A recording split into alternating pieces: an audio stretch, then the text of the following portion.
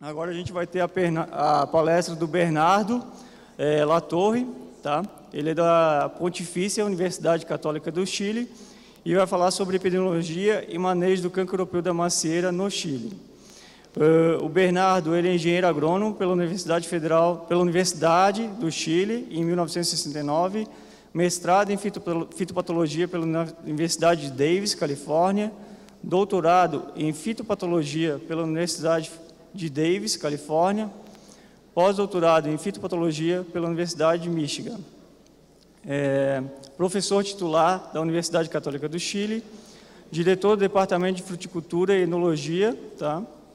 E diretor de pesquisa e pós-graduação da Faculdade de Agronomia e Engenharia Florestal nos anos 2001 a 2007 e 2010 a 2013. Então a gente convida o Bernardo para proferir a palestra dele. Ele vai falar então sobre o cancro europeu, né, gente, que é hoje a grande preocupação tanto nos estados aqui de Santa Catarina, Rio Grande do Sul e Paraná.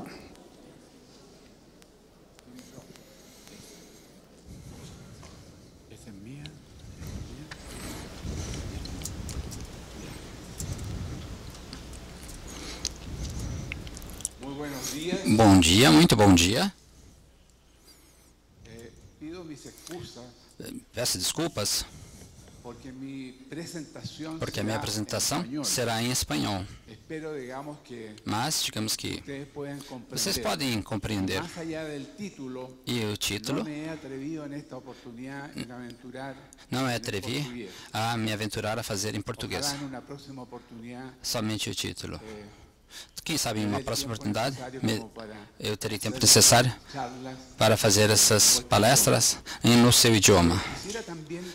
Também, antes de iniciar o tema, gostaria de expressar meus agradecimentos sinceros ao Dr. Leonardo Araújo e a seu grupo de trabalho, e assim também à comissão organizadora da Senafrut, por esse convite que me fizeram e por essa oportunidade de poder compartilhar com vocês alguns conhecimentos a respeito do que é a epidemiologia e o manejo e gerenciamento do cancro europeu, o que tem sido a experiência no Chile.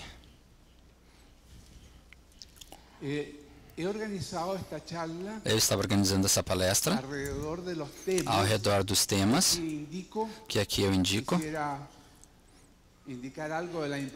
A importância que tem esse problema para nós e fazer uma comparação com o que vocês têm, ao mesmo tempo também falar sobre sintomas, expor os sintomas, para que possamos entrar em acordo sobre os problemas que estamos falando, sobre o agente causal, algumas características dele, que pode ser de muito interesse, para podermos termos uma boa forma de manejo dessa doença. Então, aí alguns aspectos epidemiológicos que temos tido finalmente, algumas estratégias de manejo desta doença. Farei em função da informação que podemos fazer no Chile, mas ao mesmo tempo vou tomar a liberdade de trazer alguma coisa da literatura e da literatura existente também nessa zona do país aqui no Brasil. Novamente, é possível que alguma dos trabalhos que você talvez tenha me escapado, talvez não esteja tudo aqui, talvez não esteja na apresentação escrita, e lhe peço desculpa por isso não estiver aqui representado. Mas a intenção é incorporar a informação que vocês localmente já geraram.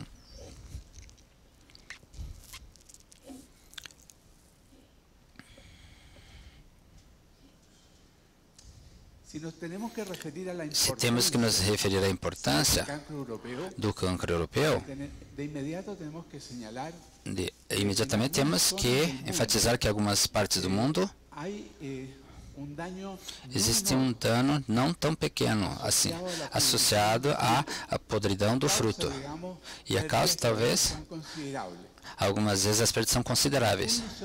A podridão do fruto no Chile é desconhecida praticamente. Se ocorre, realmente, é uma porcentagem bem baixa que não alcança a ter uma conotação econômica para o produtor.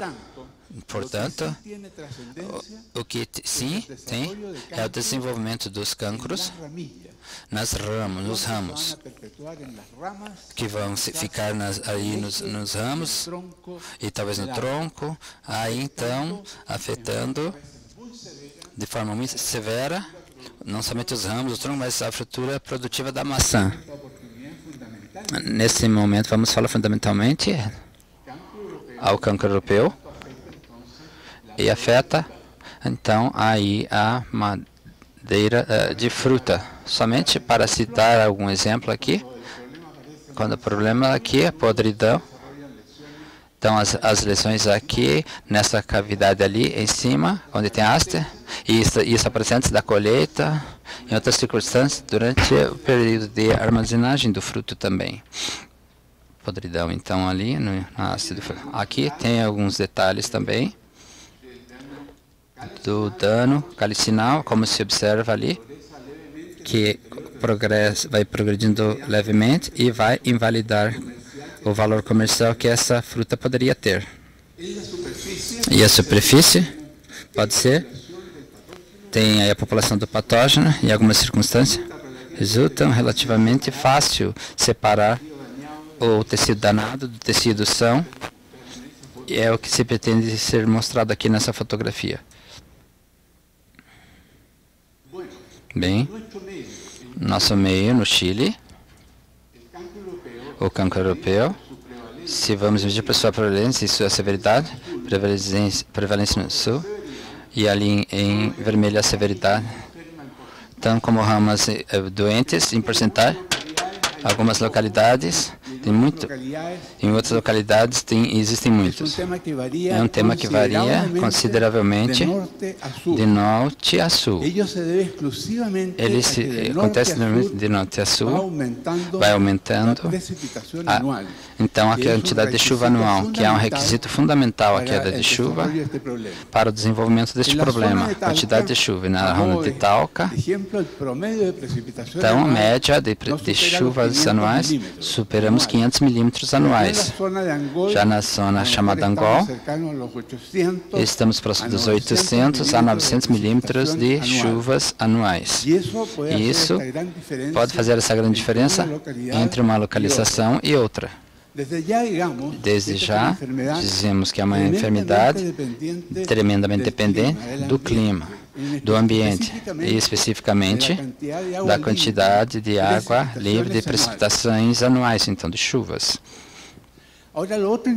Agora, outra coisa interessante é que no mesmo pomar, mas em anos diferentes, uma mesma variedade, então temos aqui a pressão 37% do problema, sempre ramos enfermos em termos de porcentagem. Nesse mesmo lugar, num outro ano, não chegamos nem a 1% aí de enfermidade. O que é que explica isso?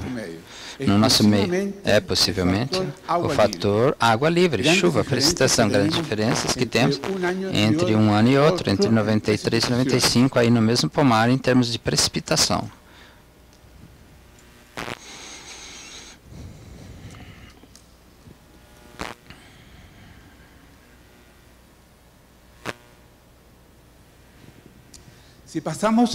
Se vamos então, agora, vamos para geral no nosso meio, o tema do cancro europeu é um problema, mas claramente não da magnitude, da importância que existe nessas zonas, nessa localidade. E a razão provavelmente é que as condições ambientais que favorecem, as condições ambientais em todas as zonas produtoras do Brasil, parecem ser extraordinariamente favoráveis ao desenvolvimento permanente, digamos assim, do que é chamado de cancro europeu. Gostaria de passar, então, a indicar que os primeiros sintomas se observam aqui, então, que está mortos aí, então, tem um aspecto de papel aí, e uma cor muito alaranjado. E se solta aqui desse jeito que vocês estão observando aqui. É muito importante reconhecer esses sintomas, porque os ramos que mostram esses sintomas, então, se puder ver isso o quanto antes possível, melhor. Antes que gere o patógeno e o fungo que causa e comece a desenvolver a sua população e a permitir, então, a dispersão secundária deste problema dentro da área primeiro e logo dentro do pomar. A foto aqui nos mostra como o fungo vai progredir, ou progride, para dentro do interior, comprometendo o tecido cortical e até os tecidos paculares. Quando isso acontece, estrangula o ramo, provavelmente tudo que está acima desse ponto vai morrer, ou seja, até o fruto. Então, é muito fácil de observar isso.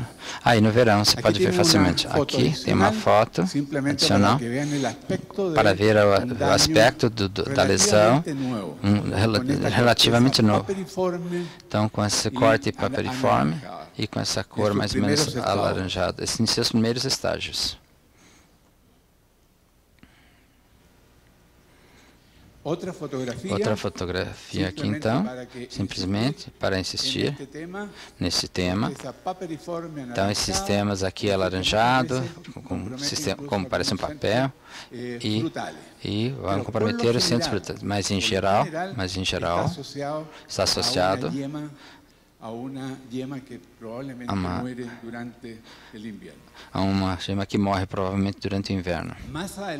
Mais adiante, no desenvolvimento do problema nos ramos, já se pode ver aqui que a formação que tem esses círculos concêntricos, e aqui já tem uma outra foto aqui melhor, que eu quero mencionar aqui, detalhe, é que aqui temos um ataque num ramo, e o que eu tenho que fazer? Podar aqui embaixo, aqui abaixo de onde está o problema.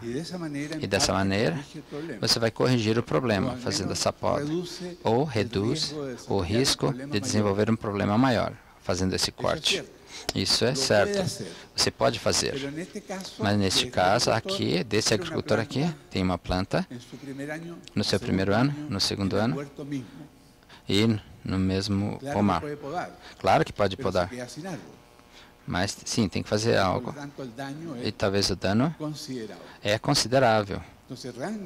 Então, se realmente o tema da poda tem sentido, quando o ataque ocorre ali nos ramos, mas não quando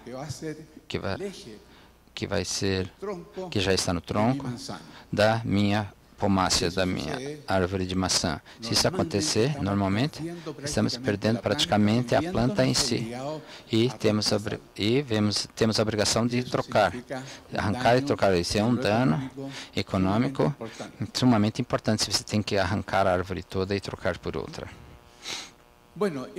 Bem, também é interessante destacar que nos interstícios desses campos formados aqui nos ramos, aparecem essas formações aqui, que correspondem à frutificação de peritécias, especificamente do fungo que causa este problema. Corresponde à reprodução do tipo sexual desse patógeno. Mas esses peritécios, no caso do Chile, não são abundantes em todos os lugares que se cultivam a maçã. Ocorre em setores mais ao sul do país, onde o ambiente e a temperatura e a água livre possivelmente são favoráveis à sua formação.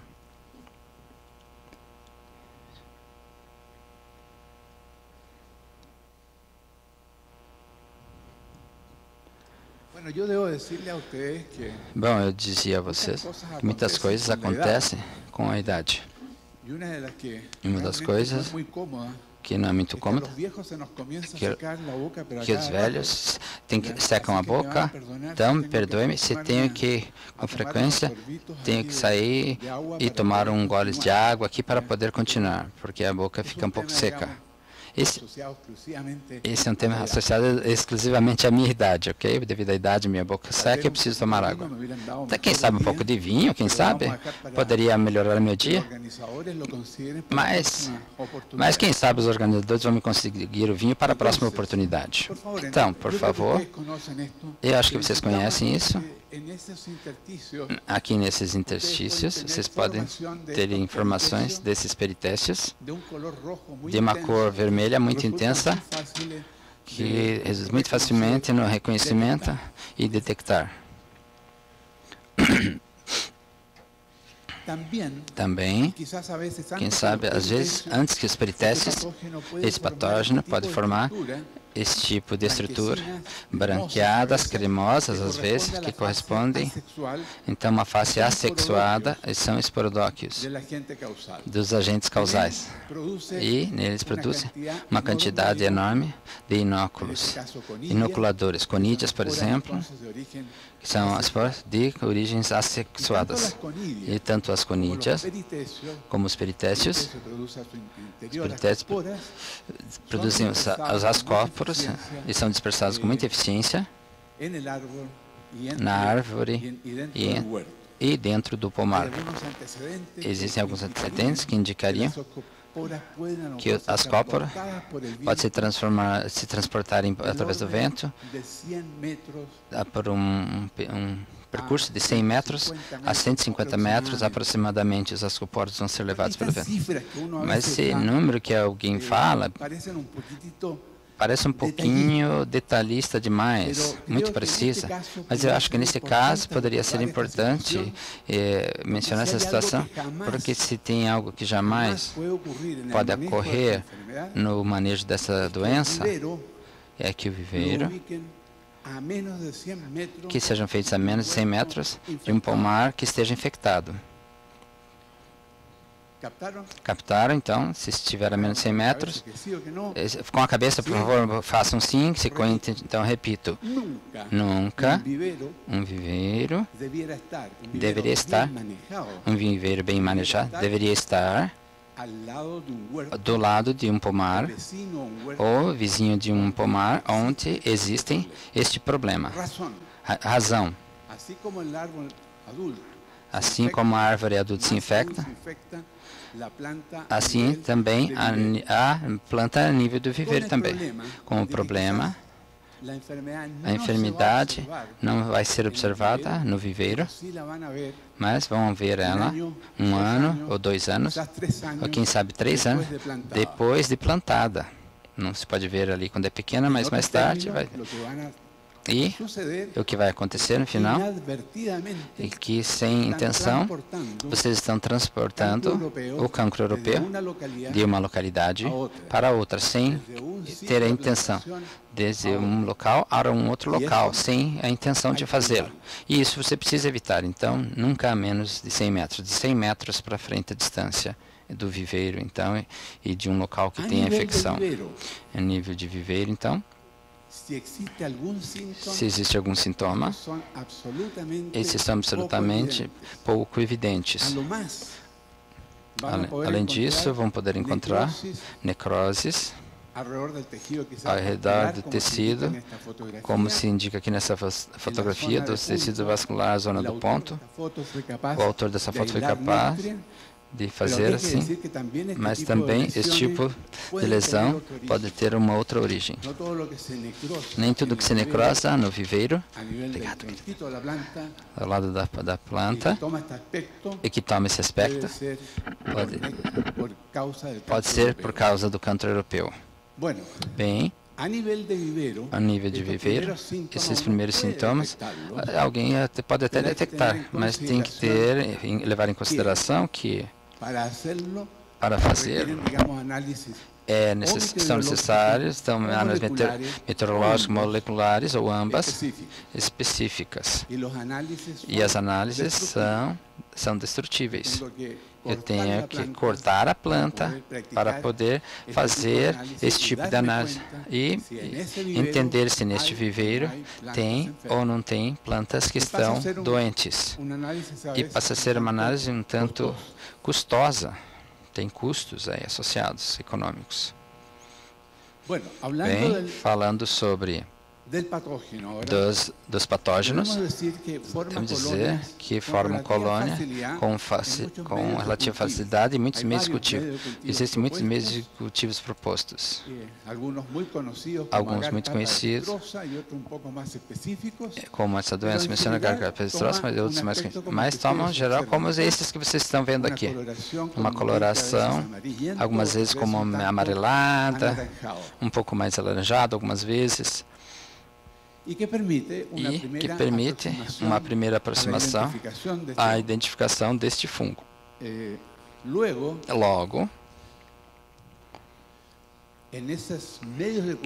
nesses meios de cultivo, e ocasionalmente, neles produzem as conídeas.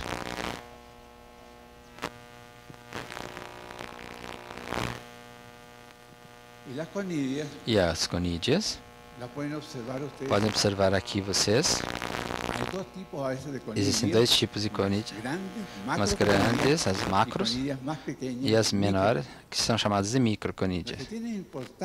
Que têm importantes, que são as grandes, as pequenas, não têm tanta importância no desenvolvimento deste problema. Por outro lado, tem os ascoporos.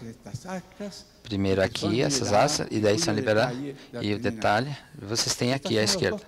Esses são os tipos de inóculos que produzem o fungo que chamamos de Eunectra distinctiva. Conídeas e ascoporos.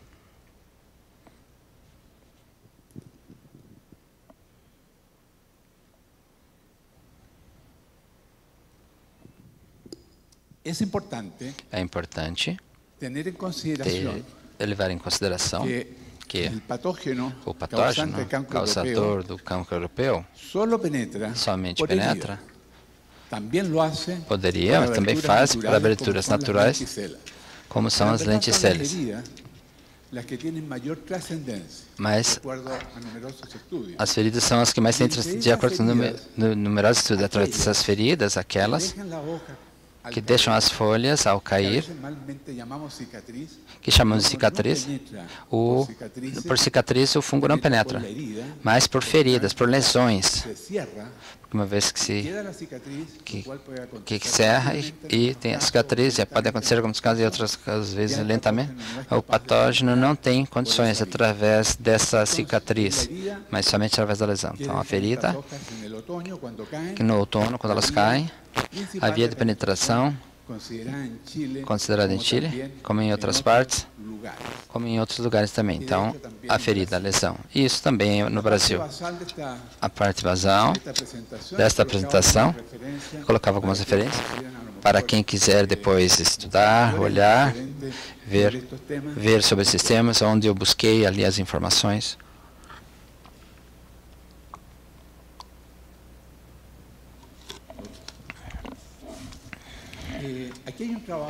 Aqui existe um trabalho que me pareceu bastante interessante mencioná-lo nessa ocasião a respeito, então, das feridas que deixam as folhas quando caem.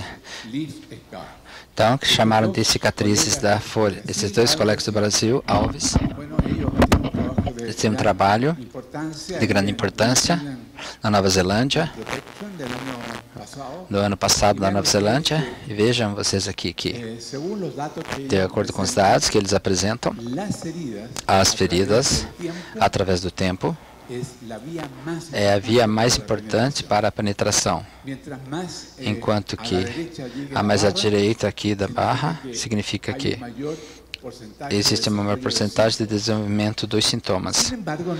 Então, não é menor a ferida que alguém deixa quando colhe, e também aquela que se deixa também quando tem que fazer também outros manejos do fruto, outras feridas, as cicatrizes,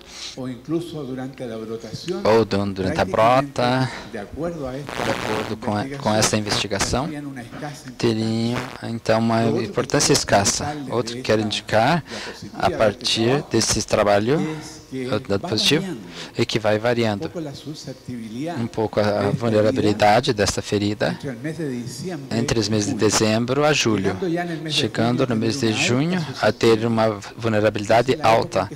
É a época que estamos agora. Então, vai cair a folha da maçã, e aí já estão as condições de chuva livre que terá então aí um local muito propício para poder penetrar.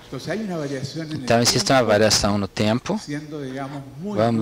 Então, sendo muito vulnerável, muito favorável, aí a penetração no mês de junho.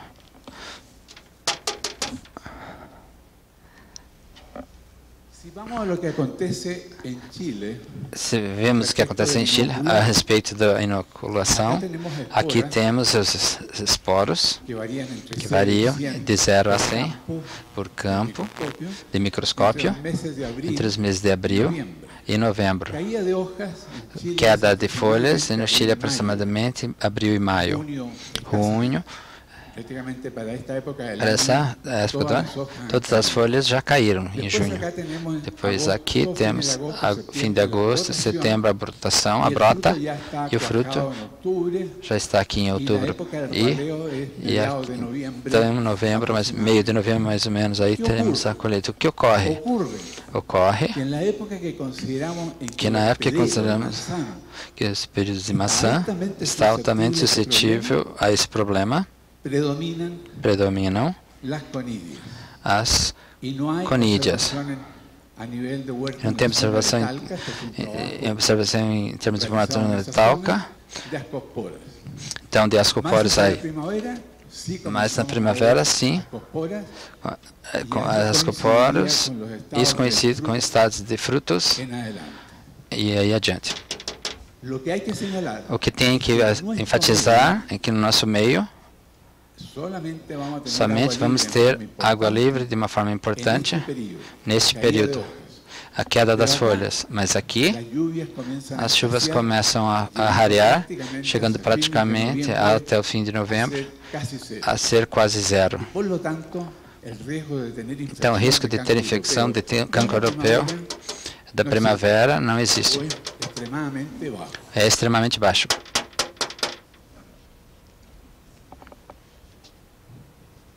O que acontece em outros locais? Então, essa informação de uma organização bem interessante, indicava aqui abaixo, Dr. Weber.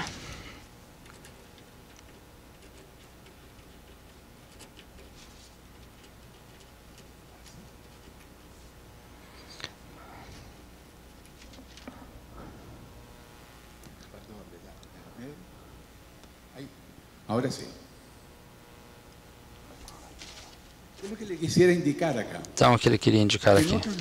Que em outros locais, em outros países, não necessariamente existem os mesmos padrões. Existem diferenças. Isso, de alguma maneira, não sugere a necessidade de fazer, às vezes, umas investigações locais para entender bem o problema patológico, em particular o cancro europeu. E isso justifica plenamente o investimento econômico e no tempo certo que se tem que fazer nesses locais ou nas zonas produtoras de maçãs no Brasil para melhor entender esta doença. Bem, neste resumo, temos aqui vários tipos de possíveis vias de penetração associadas aqui ao final, que ficam as folhas quando caem. Então, os ascoporos início e as quedas. E aqui nos últimos meses do ano, e vejam aqui, os ascoporos ou se liberam no inverno, início da primavera, ou no outono.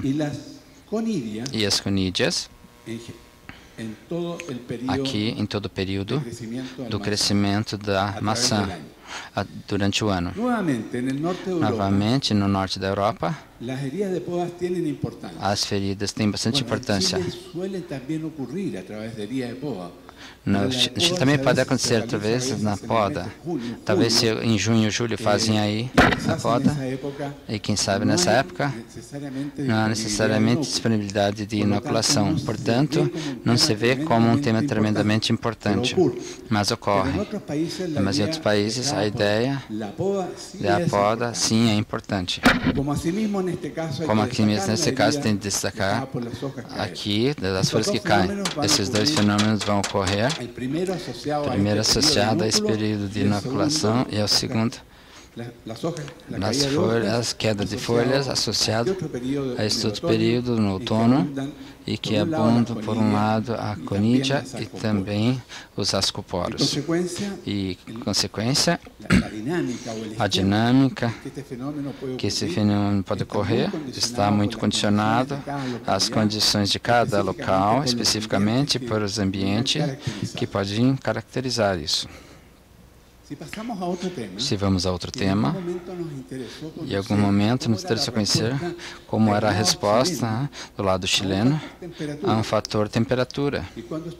E quando estudamos este tema, fizemos através da germinação de poros, e aqui mostramos 4 situações em zonas distintas do Chile. E vejam aqui, praticamente nenhum das nossas situações germinou abaixo de 5 graus.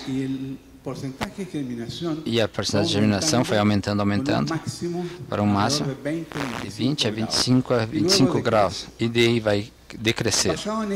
Baseado nesse tema, sempre consideramos abaixo de 5 graus é pouco provável para nós termos infecções, mesmo que a água livre esteja presente. E é muito provável que isso vai acontecer a partir de 5 até os 20 graus. Novamente, acima de 20 graus. Então, vai caindo acima dos 20 graus, vai caindo assim. Então, essa experimental, de 5 graus, mas existem os trabalhos que falam que entre 5 e 20, quando passa de 20, vai cair. Então, não a 0 grau. Nunca vi nenhum trabalho sobre como 0 grau. 1 grau ainda pode haver, mas 0 grau ainda não vi nada. Nessa aqui, comparamos novamente a porcentagem de germinação versus o tempo de incubação.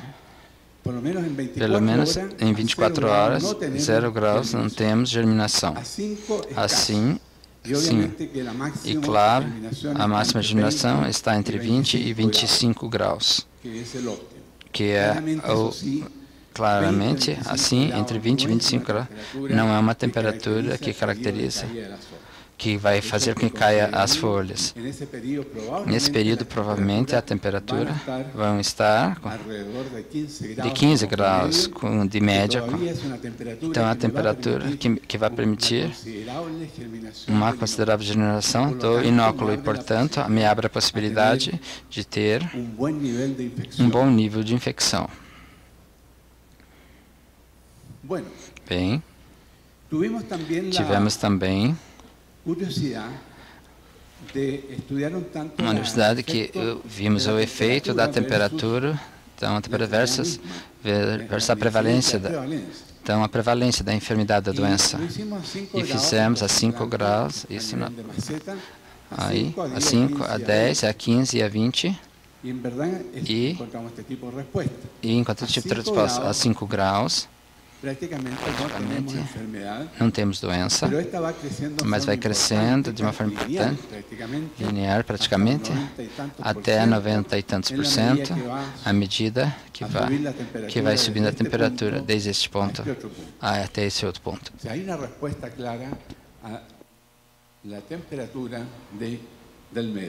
E é uma resposta clara à temperatura do meio.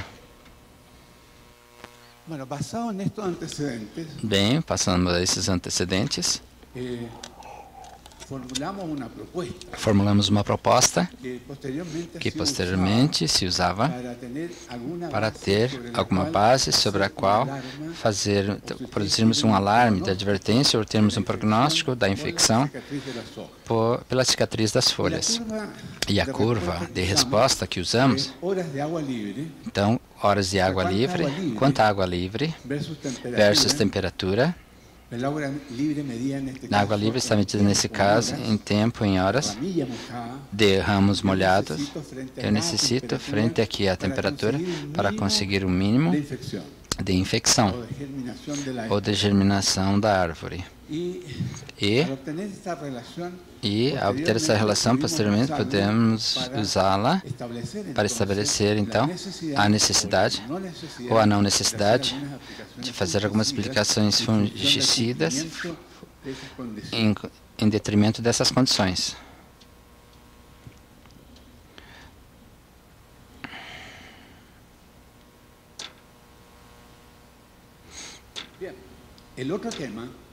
Outro tema a ser considerado sobre o tema do cancro europeu vem a ser a dispersão. Então, tem que ter que o vento é o principal agente que vai dispersar então os ascóporos. Mas isso, para ser liberado, os peritestes que mostrei anteriormente requerem a presença de água livre. E para expulsar da frutificação dessas... Então é o vento que vai transladar. E volto a enfatizar, o vento pode ir a 100 a 150 metros de distância e levar os ascóporos sem nenhum problema. As conídeas são principalmente dispersadas pelas chuvas e, às vezes, um pouco com o vento, por gotas de chuva que levem os inóculos suspensos. Isso é uma dispersão de planta em planta dentro do próprio pomar. Agora, então esse efeito do evento, quero reiterar, que tem grande importância no momento da planta, especialmente pela possibilidade que o viveiro talvez foi posto, colocado ali, localizado, muito próximo da fonte de inoculação. Então, nele é muito possível que se gere infecções latentes. Então, isso quer dizer que são infecções que não se vão se observar no viveiro, nem se vão se observar no momento de comprar ou de plantar, mas que vai aparecer, quem sabe, do 1, 2 ou até anos mais tarde.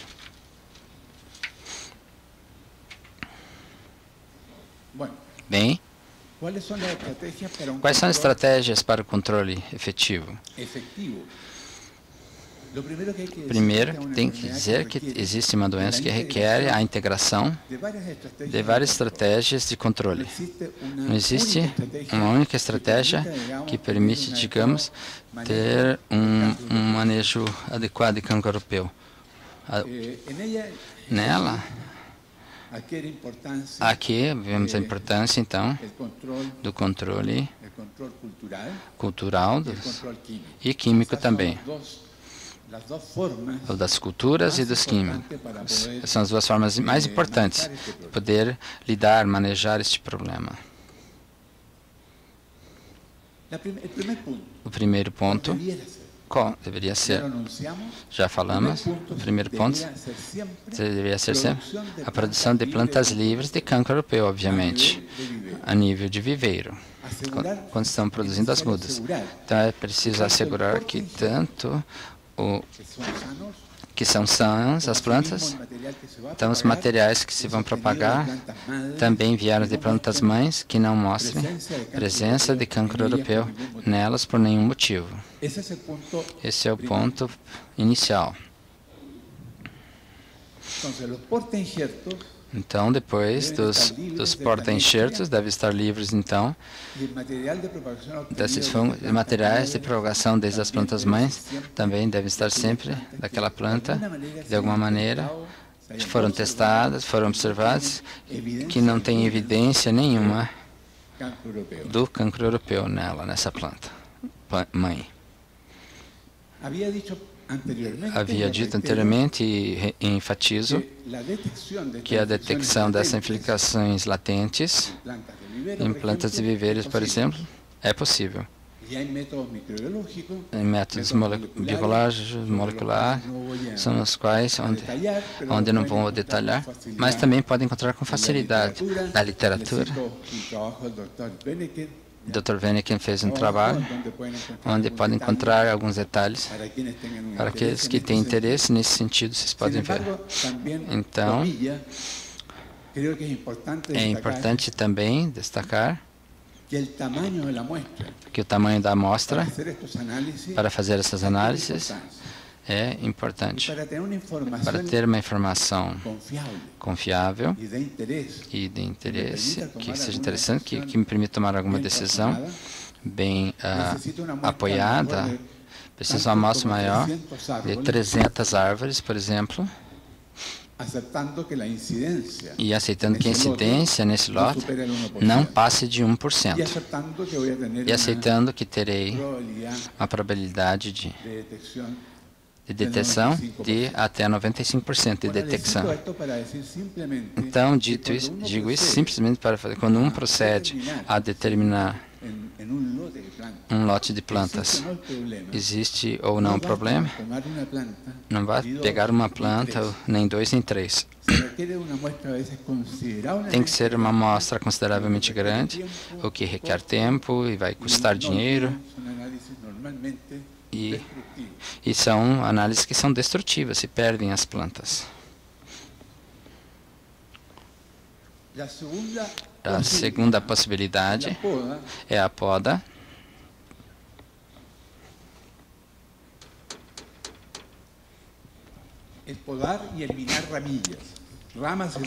Então, ramos, então, a poda. Um detalhe que não está indicado aqui, mas que bom que não estão diretamente associados ao manejo do pomar. Significa que você tem que ter, então, um monitoramento permanente e devem educar de uma forma muito boa a todos os empregados que trabalham em um pomar para detectar a primeira planta no hectare com o cancro europeu. Não é nenhuma piada, não é nenhuma brincadeira chegar num pomar e tem 10% de infecção. Significa que por muitos anos você não vai nem poder dormir e vocês não viram adequadamente para ver esse problema dessa natureza. Para ter êxito nesse tema, entenda, tem que detectar a primeira planta, o primeiro ramo que apareça num determinador para então tratar quimicamente e tomar alguma estratégia que permita ter a possibilidade de parar o avanço desta doença dentro do pomar. Aí mostra simplesmente uma foto para enfatizar que a poda é essencial. Essa poda, por certo, tem que fazer abaixo do cancro. Então, o cancro lá está acima e você corta mais abaixo, como sempre. Fazer o que entende de imediato, que estou perdendo estrutura produtiva. Se poda um ramo, não tem problema. Se tenho que podar 70% dos ramos sem gás, então não tenho estrutura e nem produção. Esta fotografia, aqui, observem que no verão se necrosa a parte superior deste broto. Este já tem mais de 1 metro de altura. Mas aqui na parte basal tem um pequeno cranco que está mostrado ali na foto. Esse pequeno cranco que vai determinar a morte da rama, tem que podar abaixo então aqui deste cancro. Detectar isso no verão é relativamente fácil, em mês de primavera e verão, para poder atuar de imediato nesse sentido. Detectar, às vezes, apropriadamente na época certa para a poda é um pouco mais complicado. Quando posso, que seja, então, quando pode, tem que retirar todo o material infectado que pode e por nenhum motivo deve ficar ali no solo do pomar. Esse material vai produzir inóculo de 1, 2 a 3 anos e passa a ser um problema maior. O problema era até do que se deixasse na árvore, esse material que fica depositado ali no solo do pomar. Da proteção, então, nas folhas quando caem, obviamente, é uma estratégia de controle muito utilizada. É importante, então, essa estratégia de controle. Proteção das feridas deixadas pelas folhas que caem. Então, lamentavelmente, não ocorre isso numa semana. Talvez 2, 3, até várias semanas ocorre. O que me complica é a tomada de decisão em que minuto devo pulverizar o meu pomar. Dificuldades associadas a essa proteção da ferida. Uma que acabei de mencionar é porque esse período longo e lento que ocorre através dos anos. Essa queda muitas vezes não é uniforme no pulmão. Não é que cai 10%, vai cair 10% e talvez metade das folhas vão estar presentes ou vão cair. Então, é desuniforme em um mesmo ramo, em um mesmo galho. Às vezes, caem as folhas basais quando estou colhendo ou antes da colheita. Então, não estou muito preocupado com essa doença. Então, algumas vezes ali tem sistema entre a colheita e a caída das folhas. Isso me dificulta, então, o controle dessa doença. Bem, em função então, do problema que eu ter no meu pomar, a ocorrência do cancro europeu, em alguns casos, se propõe uma aplicação então, aí o risco de infecção alto de 10 a 50% a 80%, proteção da caída das folhas aí. E o risco de infecção moderado de 50 a 80%, risco de infecção baixo menor que 80%. Alguns casos tem que começar muito antes que as árvores cheguem ao 10%. Não tem que tomar isso de uma forma muito rígida. Rapidamente ver quais são os grupos de produtos mais utilizados. Tem 1 minuto? Ok. Então, composto de cobre. Existe uma série de dificuldades que foram faladas na palestra anterior, já falaram sobre o cobre e segue sendo alguns desses produtos muito utilizados para esse objetivo. Claro que muitas vezes tem algumas quantidades de azeite mineral e isso retém também aí esse fungicida nos ramos. Dentro dos produtos sintéticos, tem utilidade em algumas. Esses 3 produtos aí, então, para o programa, alto risco de resistência, e em alguns países não tem registro para o uso dele, então é dificultado alguns problemas usados. Alguns dos produtos usados são úteis.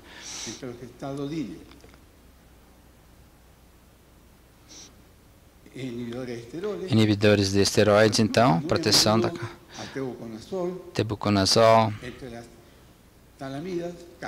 Captan. E com isso eu termino.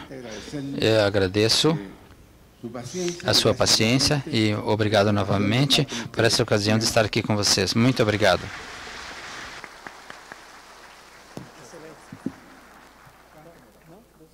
Agradecemos ao Dr. Bernardo pela palestra.